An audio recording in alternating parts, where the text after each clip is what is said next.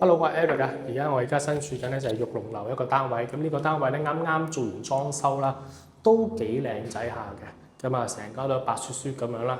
咁啊放緊賣嘅呢度，咁位置上非常之優越啦。咁佢呢邊嘅話咧，又近 YOHO 啦，又近翻鳳琴街一帶啦。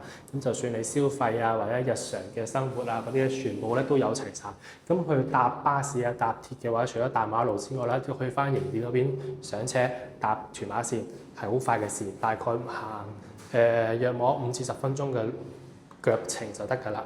好，事不宜遲，即刻睇下個單位先。入到嚟之後咧，咁旁邊咧門嘅旁邊咧就已經係呢個浴室㗎啦。咁浴室咧佢就換咗一個趟門嘅設計啦。咁啊都換晒啲頸櫃㗎。咁啊做咗個浴屏啦，係啦。咁啊廚房咁啊全部都係新嘅。咁又冇預留個抽油煙機啦。咁可能你需要自己再解決。咁啊佢亦都冇預留係石油氣爐。咁可能咧採用電磁爐咧，就會比較快捷方便啦。咁櫥櫃下邊呢個位置咧，咁應該就可以放置洗衣機啦。咁雪櫃咧就可能放翻出嚟廳嘅位置啦。廚房嘅旁邊咧就係有天線位嘅，就可以駁電視機，係一個長直型嘅客廳嚟嘅。咁樓仔嚟講嘅話，眼鏡房其實都係未必遇到咁大嘅廳嘅。咁呢個廳係算大㗎啦。咁兩間房嘅話咧，就係6尺半乘7尺嘅 size 啦。咁主人房咧係有兩邊窗嘅，咁採光同埋通風嚟講幾好。其中一個窗咧就成個單位嚟講向北嘅，只有呢埲窗啦。